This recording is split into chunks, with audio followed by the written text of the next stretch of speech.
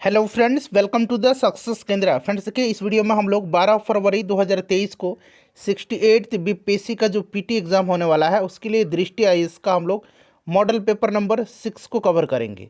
देखिए फ्रेंड्स, इससे पहले मैंने आपको मॉडल पेपर नंबर 1 से लेकर के 5 तक को पूरी डिटेल में कवर करा दिया था। अगर आपने नहीं देखा है तो ज़रूर देख लीजिएगा, लिंक आपको डिस्क्रिप्शन बॉक्स में मिल जाएगा। यहाँ पर देख सकते हैं 12 फरवरी 2023 के लिए यह संभावित प्रश्न पत्र है। ध्यान से इसको देख लीजिएगा, दृष्टि आईएएस का है। चैनल पर अगर आप पहली बार विजिट कर रहे हैं तो चैनल को सब्सक्राइब कर लीजिए और जो बेल आइकन है, घंटी का निशान है, उसको ज़रूर दबा लीजिएगा ताकि जब भी कोई 68वीं बीपीएससी से संबंधित इंपॉर्टेंट वीडियो अपलोड किया जाए तो उसका नोटिफिकेशन सबसे पहले आपके पास पहुंच जाए। तो चलिए फ्रेंड्स, बिना देरी किए हुए सेशन आज के स्टार्ट करते हैं। पहले प्लीज़ वीडियो को लाइक कर दीजिए और जब सेशन समाप्त होगा तो कम से कम इसे एक ग्रुप में ज़रूर शेयर कर दीजिएगा। फ्रेंड्स, यहाँ पर आप देख सकते हैं मॉडल पेपर 68th बीपीएससी संयुक्त प्रारंभिक प्रतियोगिता परीक्षा 2022, चूँकि वैकेंसी 2022 में आई हुई थी। और देखिए, संभावित परीक्षा तिथि 8 जनवरी 2023 लिखा गया था। पहले बीपीएससी का जो कैलेंडर जारी किया गया था उसमें 68th बीपीएससी का जो पीटी होना था ये 8 जनवरी 2023 को प्रस्तावित था, लेकिन अब ये आयोजित हो रहा है 12 फरवरी 2023 को। ठीक है, तो चलिए शुरू करते हैं। और इससे पहले मैंने आपको दृष्टि आईएएस का 5 सेट कवर करा दिया था। थोड़ा सा जूम कर देता हूं ताकि आपको स्पष्ट दिखाई दे। पहला प्रश्न कि सूची 1 का सूची 2 के साथ मिलान करना है और नीचे दिए गए कूट का प्रयोग करके सही उत्तर चुनना है। देखिए, एक तरफ जो ये अधिकारी दिए गए हैं ये गुप्तकालीन अधिकारी हैं और दूसरे तरफ ये किस विभाग से संबंधित हैं दिया गया है। महाबलाधिकृत जो था ये सेनापति था, महादंड नायक जो था ये न्यायाधीश था, संधि विग्रहिक जो था यह युद्ध मंत्री था और भंडाराधिकृत जो था यह राजकोष का अधिकारी होता था। तो बिल्कुल ये क्रम से दिया गया है, यानी कि 1 2 3 4 इसका राइट आंसर हो जाएगा। दूसरा प्रश्न पढ़ेंगे कि तमिल ग्रंथों के अनुसार निम्नलिखित में से कौन बड़े भूस्वामी रहे थे। तमिल ग्रंथों के अनुसार इसमें से बड़े भूस्वामी जो रहे थे ये वेलालर थे। Option number D right answer हो जाएगा। ठीक है, यहाँ पर देखिए गहपति जो थे ये छोटे जमींदार थे। उसके बाद यहाँ पर देखिएगा उज्ज्वाजर जो थे ये साधारण हलवाहे थे और अधिमाई जो थे यह क्या थे, तो भूमिहीन मजदूर थे। तो इन सबको आप ध्यान रख सकते हैं। चलिए, और देखिए बिहार बजट आज ही मैंने कवर कराया हुआ है। पंचायती राज से संबंधित प्रश्न बीपीएससी में पूछे जाते हैं। थ्योरी प्लस 100 इंपॉर्टेंट प्रश्न मैंने पंचायती राज से कवर कराया हुआ है। एडुटेरिया का बिहार करंट अफेयर पूरा कंप्लीट करा दिया हूँ। एडुटेरिया का नया प्रैक्टिस सेट 6 सेट तक उसका मैंने कंप्लीट करा दिया है। उसके बाद बिहार का आधुनिक इतिहास, जिसमें यूरोपियों के आगमन से लेकर के 1942 भारत छोड़ो आंदोलन तक के सभी प्रश्न हैं, उनको मैंने कवर कराया हुआ है। प्राचीन बिहार का इतिहास भी मैंने कवर करा दिया है। ढेर सारे वीडियो मैंने कवर कराया हुआ है, फटाफट रिवीजन कर लीजिए, सबका लिंक डिस्क्रिप्शन में मिल जाएगा। देखिए 1027 में मोहम्मद गजनवी का अंतिम अभियान था। अच्छा देखिए, मोहम्मद गजनवी ने भारत पर 17 बार आक्रमण किया था। इसका सबसे चर्चित आक्रमण 1025 ईस्वी में सोमनाथ मंदिर पर था। ठीक है, और 1027 में इसका जो अंतिम अभियान था ये जाटों के विरुद्ध था। Option number A right answer इसका हो जाएगा। विजयनगर में अमर नायकों का वर्ग निम्नलिखित में से किसका संदर्भ प्रदान करता है, तो right answer option number D हो जाएगा, सेना कमांडर। क्लियर। अच्छा, विजयनगर साम्राज्य की राजधानी आप याद रखेंगे कहाँ थी, हम्पी थी। हरिहर और बुक्का नामक भाइयों ने विजयनगर साम्राज्य की स्थापना किया था। नेक्स्ट क्वेश्चन है कि इनमें से कौन यूरोपीय यात्री कभी वापस यूरोप नहीं गया और भारत में ही बस गया, तो यह कौन था, यह मनुची था। मुगल काल में आया था मनुची, इसका राइट आंसर हो जाएगा। बाबरनामा का अंग्रेजी अनुवाद किसने किया था, बाबरनामा को बाबर ने तुर्की भाषा में लिखा है और फारसी भाषा में इसका अनुवाद अब्दुल रहीम खाना ने किया था।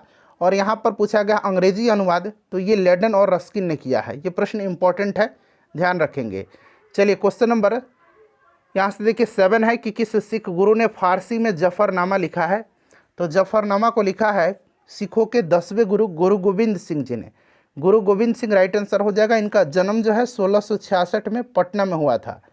अगला प्रश्न है कि भारत में फ्रांसीसियों ने अपना सबसे पहला कारखाना निम्न स्थानों से कहाँ लगाया, तो यहाँ पर देखिए फ्रांसीसी पूछा गया है, तो फ्रांसीसियों ने जो है लगाया था सूरत में 1668 ईस्वी में। ठीक है, 1668 ईस्वी में सूरत में, सूरत इसका राइट आंसर हो जाएगा। उसके बाद देखिए यहाँ मिलान करना है। एक तरफ जो है युद्ध दिए गए हैं और वे किस संधि के तहत यहाँ पर देखिए अंत लिखा गया उससे संबंधित है। प्रथम कर्नाटक युद्ध, तो प्रथम कर्नाटक युद्ध जो था यहाँ पर आप ध्यान देंगे ये आपका हो जाएगा एला सापल की संधि के तहत। ठीक है, तीसरा कर्नाटक युद्ध, तीसरा पांडिचेरी हो जाए, सॉरी तीसरा जो होगा ये आपका हो जाएगा इसमें से पेरिस की संधि, ठीक है।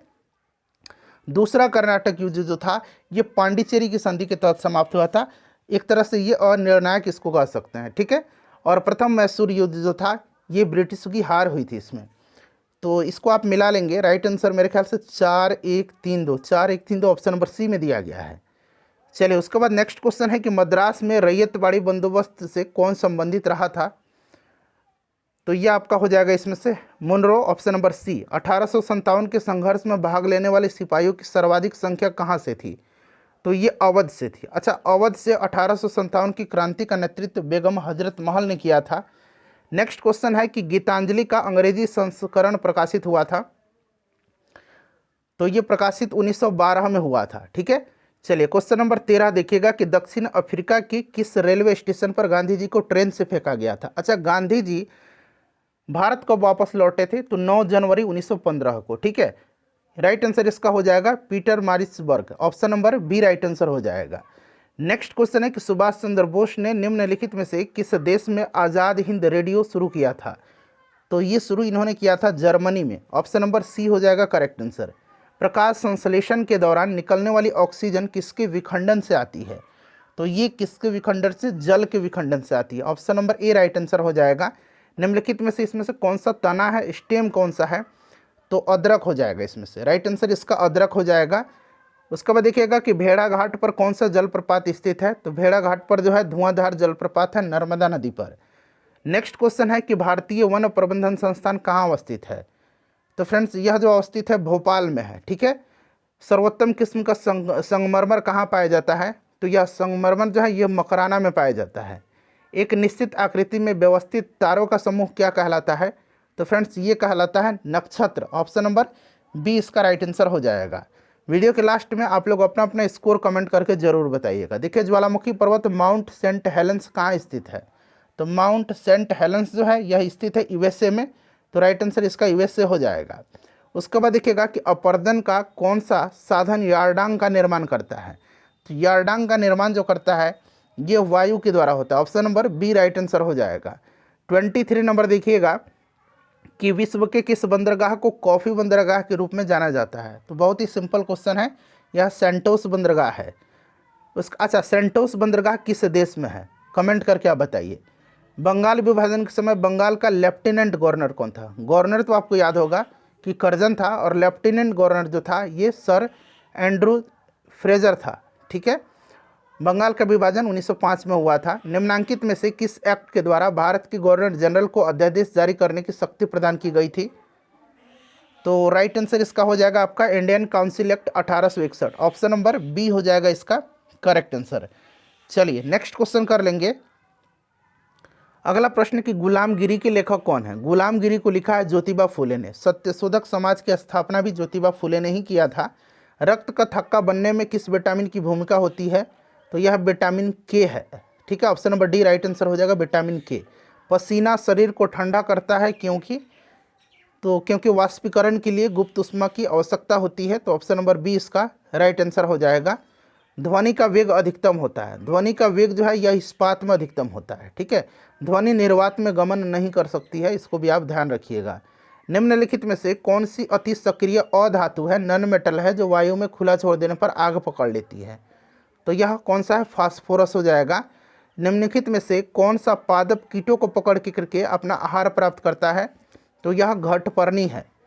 32 नंबर देखिए कि चश्मा बनाने में प्रयोग किया जाने वाला प्रकाशीय कांच कौन सा है। तो यह कांच जो है यह फ्लिंट कांच है। कौन सा कांच है, फ्लिंट कांच है, ठीक है। अच्छा, धूप चश्मे में किसका इस्तेमाल किया जाता है। जो धूप के चश्मे होते हैं उसमें क्रूक्स कांच का इस्तेमाल किया जाता है। वायुमंडल में उपस्थित ओजोन द्वारा निम्नलिखित विकिरण अवशोषित किया जाता है। सिंपल क्वेश्चन, पराबैंगनी हो जाएगा।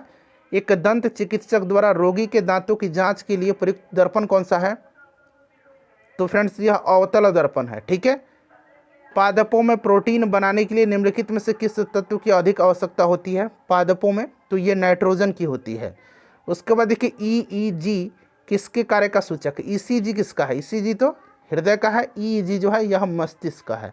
ऑप्शन नंबर बी हो जाएगा राइट आंसर। उसके बाद देखिएगा कि निम्नलिखित में से कौन जल लवणता प्रवणता को दर्शाता है।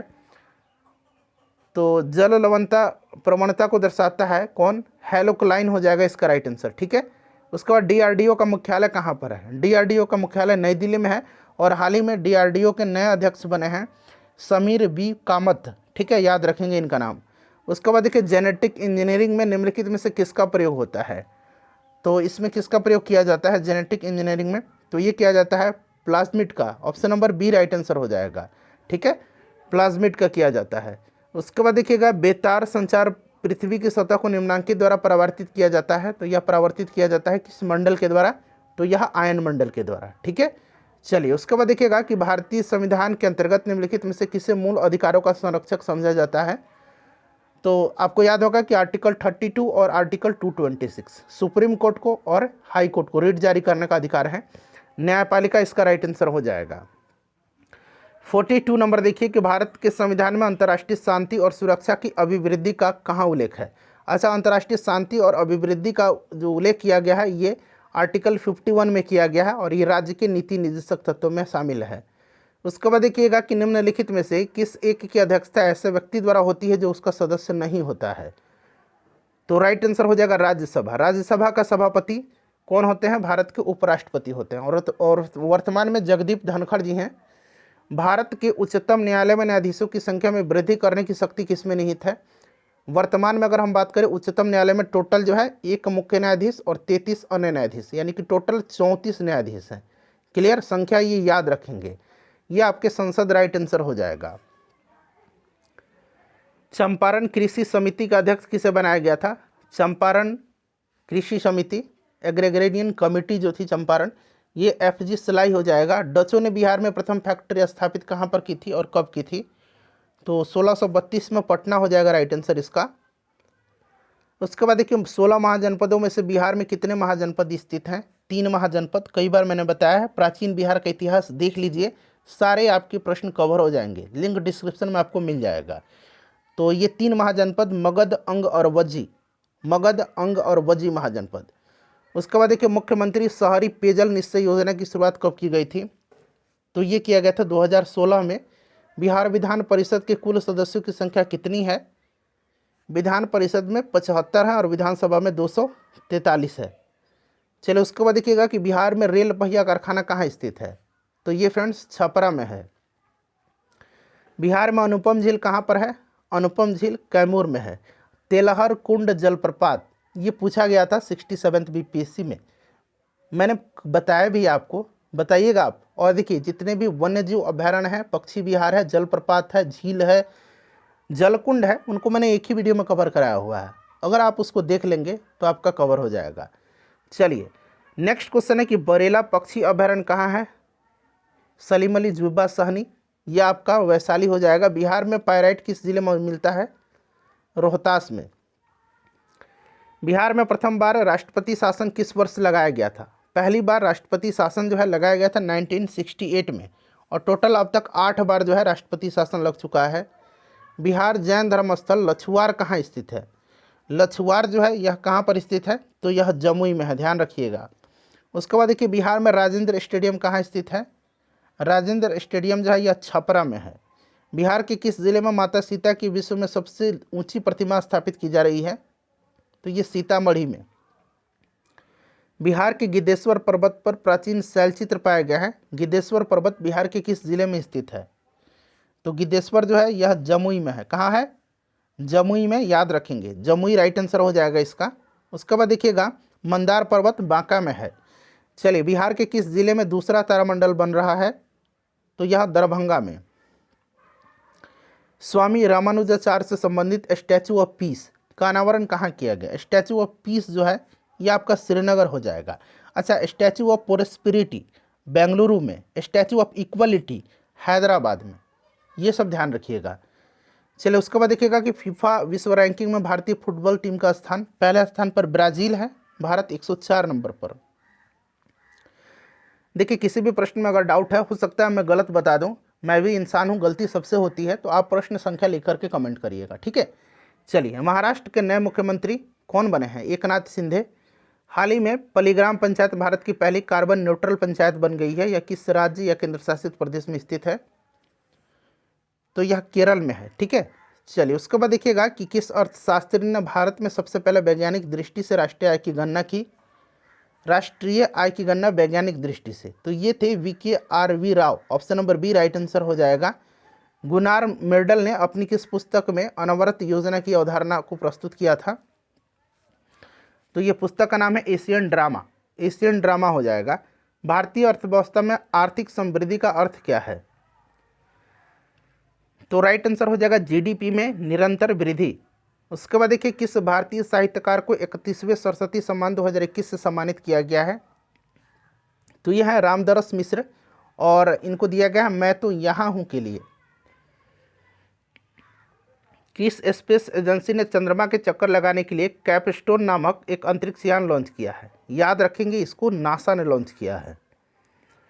उसके बाद देखिए समुद्री प्रदूषण से निपटने के लिए संयुक्त राष्ट्र महासागर सम्मेलन 2022 कहाँ आयोजित किया गया? तो ये पुर्तगाल में किया गया, लिस्बन में। 2026 में राष्ट्रमंडल खेलों का आयोजन किस देश में होगा? 2026 में ऑस्ट्रेलिया में होगा। हाल ही में नाटो का सैन्य अभ्यास है कोल्ड रेस्पॉन्स 22, यह किस देश में आयोजित हुआ था 2022 वाला? तो यह नॉर्वे में हुआ था। ठीक है, चलिए उसके बाद देखिएगा कि उपार्जित लक्षणों की वंशानुगति का सिद्धांत किसने दिया था? ये दिया था लैमार्क ने। अच्छा, ह्यूगो डी ब्रिज ने उत्परिवर्तन का सिद्धांत दिया था। किस पुस्तक में कोशिका शब्द का उल्लेख किया गया है? तो यह पुस्तक है माइक्रोग्राफिया। ऑप्शन नंबर बी हो जाएगा। कोशिका की खोज रॉबर्ट हुक ने किया था। मानव के कान में कितनी हड्डी होती है? 2 कान होते हैं, एक कान में 3 हड्डी और एक कान में 3 हड्डी। ठीक है, तो यहाँ पूछा गया कान में, तो 6 हड्डी हो जाएगी। इनका नाम जान लीजिए। ये कान में 3 हड्डी होते हैं, मैलियस, इनकस और स्टेपस। स्टेपस सबसे छोटी हड्डी होती है। Option number B. मानव शरीर की सबसे बड़ी हड्डी, तो ये फीमर है, जांघ की हड्डी। मिर्च में कौन सा विटामिन पाया जाता है? विटामिन सी पाया जाता है। चलिए उसके बाद देखिए बौद्ध ग्रंथ मज्जिम निकाय किस भाषा में है? तो याद रखिएगा मज्जिम निकाय जो है यह बौद्ध ग्रंथ है और यह पाली भाषा में है।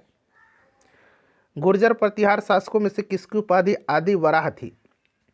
देखिए आदि वराह की उपाधि मिहिर भोजपुर ने धारण किया था। सुमिलित करना है। देखिए तिरुकुलर जो होगा यह आपके क्या हो जाएगा?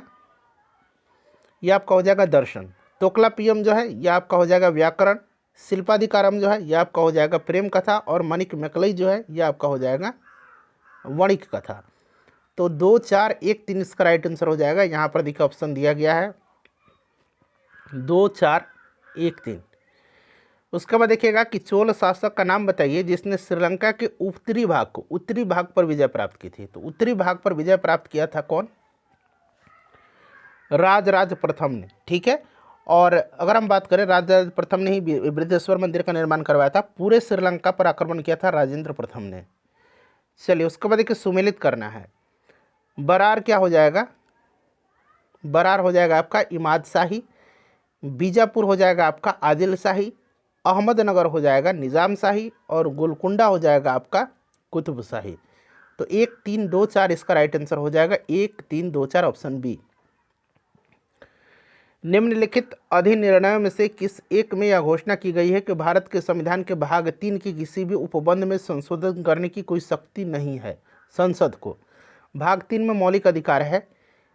तो यह आपका कौन सा हो जाएगा? इसमें से गोलकनाथ बनाम स्टेट ऑफ पंजाब। लेकिन केशवानंद भारती में कहा गया है बेसिक स्ट्रक्चर में छेड़छाड़ नहीं की जाएगी। निम्नलिखित में से कौन सा मौलिक कर्तव्य से संबंधित नहीं है? टोटल 11 मौलिक कर्तव्य हैं, ध्यान रखिएगा।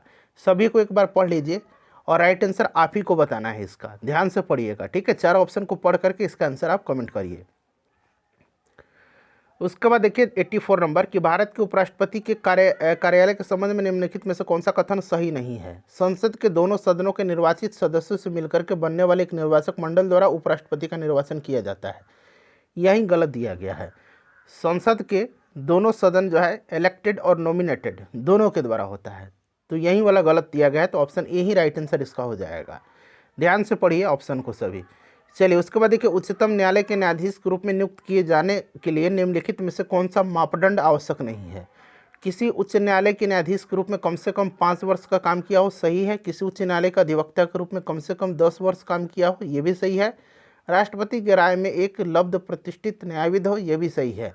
सब जुडिशियल मजिस्ट्रेट के रूप में कम से कम 20 वर्ष का कार्य किया हो, ये एक नहीं है। ऑप्शन नंबर डी इसका राइट आंसर हो जाएगा। उसके बाद देखिए, यदि उपाध्यक्ष लोकसभा की अध्यक्षता कर रहा हो तो उसमें से एक अधिकार प्राप्त है उसे, तो जब मत बराबर हो जाए तो उस अवस्था में निर्णायक मत कर सकता है। Option number C right answer हो जाएगा। संघीय मंत्रिपरिषद के बारे में निम्नलिखित में से कौन सा कथन सही नहीं है? मंत्रिपरिषद का प्रमुख प्रधानमंत्री होता है, सही है। राष्ट्रपति को उनके कार्य निष्पादित करने में मंत्रिपरिषद परामर्श देती है, सही है। किसी परामर्श पर पुनर्विचार करने के लिए राष्ट्रपति मंत्रिपरिषद से कह सकते हैं, सही है। मंत्रिपरिषद द्वारा दिया गया परामर्श न्यायिक समीक्षा के अधीन होता है, बताइए। ये गलत है। Option number D right answer हो जाएगा। उसके बाद देखिए, वास्को डी गामा कहाँ का था? तो ये पुर्तगाल का था। क्रिस्टोफर कोलंबस, इसको लेकर के विवाद है। कोलंबस जो था, इसके बारे में कहा जाता है कि यह इटली का भी था, कुछ कहा गया है पुर्तगाल का भी था। तो इसके बारे में थोड़ा सा जो है कन्फ्यूज़न है, लेकिन यहाँ पर हम लोग इसको, और स्पेन भी कहा गया है, तो स्पेन यहाँ पर दिया गया है, ठीक है। इटली, पुर्तगाल, स्पेन ऐसा माना जाता है। कैप्टन कुक जो था ये ब्रिटेन का था, तस्मान हॉलैंड का था, ठीक है। चलिए, 2, 1, 4 और 3 यहाँ पर देखिए ऑप्शन दिया गया है, 2, 1, 4, 3 ऑप्शन डी में। उसके बाद देखिए, निम्नांकित में से कौन सा युग्म सुमेलित नहीं है? तो यहाँ पर देखिएगा, हेक्टर मुनरो बक्सर युद्ध सही है। लॉर्ड हेस्टिंग आंग्ल नेपाल युद्ध, और संगोली की संधि हुई थी इसी समय, सुगौली की संधि जो है। लॉर्ड बेलाजरी चतुर्थ आंग्ल मैसूर युद्ध, ये भी सही है। लॉर्ड कर्नवालिस तृतीय आंग्ल मराठा युद्ध के समय नहीं था, ये गलत है, ठीक है। यहाँ पर देखिएगा, तीसरा आंग्ल मराठा युद्ध, ये गलत दिया गया है, ठीक है फ्रेंड्स। ये आपका हो जाएगा लॉर्ड हेस्टिंग था। Option number D right answer हो जाएगा। उसके बाद देखिए, 1857 के विद्रोह के दौरान बहादुर शाह जफर ने किसे साहिब आलम बहादुर का खिताब दिया था? तो ये बख्त खां थे, ठीक है। बख्त खां राइट आंसर हो जाएगा। सैन्य नेतृत्व किया था 1857 की क्रांति में दिल्ली का बख्त खां। पावना, बताइए, पावना आंदोलन। तो फ्रेंड्स ये आपका हो जाएगा 1873-75। अहोम जो है, अहोम आपका हो जाएगा 1828। कोल हो जाएगा आपका 1831-32। संथाल 1855-56। तो right answer 1, 2, 4, 3, 1, 2, 4, 3 option number B में देखिए दिया गया है। उसके बाद देखिए, निम्नलिखित कारागारों में से किस एक में पंडित जवाहरलाल नेहरू ने किस जेल में अपनी प्रसिद्ध पुस्तक डिस्कवरी ऑफ इंडिया लिखी थी? तो अहमदनगर सेंट्रल जेल हो जाएगा। उसके बाद देखिए, मिलान करना है, संगठन है और संस्थापक है। लैंड होल्डर्स सोसाइटी, ये आपका हो जाएगा Dwarka Nath Tagore. British India society William Adams. Indian society, ये आपका हो जाएगा आनंद मोहन बोस। और इंडियन एसोसिएशन सुरेंद्र नाथ बनर्जी, ठीक है, SN बनर्जी। तो राइट आंसर 4, 3, 2, 1 इसका हो जाएगा, 4, 3, 2, 1। उसके बाद देखिएगा कि, और फ्रेंड्स प्लीज़ वीडियो को लाइक कर दीजिए। कंटिन्यू मैं बोलता हूँ 35-40 मिनट, सपोर्ट करिएगा। अगर आप लाइक करते हैं तो इससे मोटिवेशन मिलता है, सो प्लीज़ लाइक ज़रूर किया करें। देखिए, निम्नलिखित में से कौन सी नेहरू रिपोर्ट की अनुशंसा नहीं थी? तो डोमिनियन दर्जा था, पृथक निर्वाचन मंडल नहीं था, एकात्मक तथा लोकतंत्रीय केंद्र ये भी था, वयस्क मताधिकार भी था। Option number B right answer हो जाएगा। 22वें कॉमनवेल्थ गेम में पहला स्वर्ण पदक किसने जीता? मीराबाई चानू। भारोत्तोलन, वेट लिफ्टिंग। किस भारतीय को फ्रांस का सर्वोच्च नागरिक सम्मान दिया गया है? तो इनका नाम शशि थरूर है, ठीक है। चलिए, किस भारतीय को वैश्विक ऊर्जा पुरस्कार के लिए चुना गया है? तो ये चुना गया है कौशिक राजशेखर को। 22वें कॉमनवेल्थ गेम्स में भारत ने कितने कांस्य पदक जीते? भारत ने टोटल 61 मेडल जीते थे। ध्यान से सुन लीजिएगा, 22 गोल्ड है, 16 सिल्वर है और 23 जो है कांस्य पदक है। तो कांस्य 23 हो जाएगा।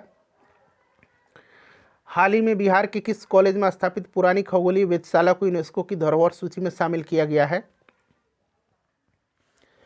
तो ये आपका लंगट सिंह कॉलेज मुजफ्फरपुर में है। उसके बाद देखिए, वैज्ञानिक एवं औद्योगिक अनुसंधान परिषद CSIR की पहली महिला महानिदेशक किसे नियुक्त किया गया है? तो ये किया गया है नलाथम्बी कलाईसेल्वी को। उसके बाद देखिए, हाल ही में विश्व बैंक का मुख्य अर्थशास्त्री किसे नियुक्त किया गया है? इंद्रमीत गिल को किया गया है।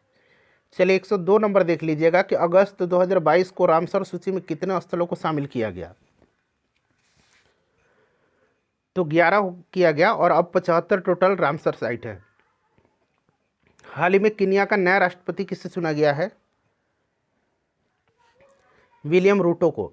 2 अगस्त 2022 को संस्कृति मंत्रालय द्वारा किस स्वतंत्रता सेनानी की जयंती के अवसर पर तिरंगा उत्सव का आयोजन किया गया? तो ये पिंगली बंकैया हैं, इन्होंने ही जो है वर्तमान में जो तिरंगा झंडा है इसका डिजाइन तैयार किया था। हाल ही में साहित्य अकादमी का बाल साहित्य पुरस्कार 2022 बिहार के किस उर्दू साहित्यकार को पुरस्कृत किया गया है, इससे चुना गया है? जफर कमाली को। ठीक है, चलिए उसके बाद देखिए बिहार में चल रहा है जल जीवन हरियाली मिशन का विस्तार किस वर्ष तक के लिए कर दिया गया है?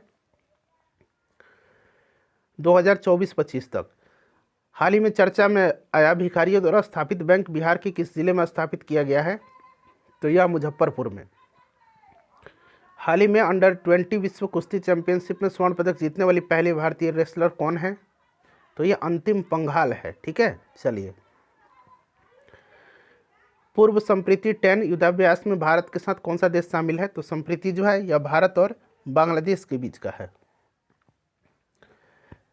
नेक्स्ट क्वेश्चन है हमारा, खाद्य सुरक्षा सूचकांक 2021-22 में बड़े राज्यों में कौन सा राज्य प्रथम स्थान पर रहा?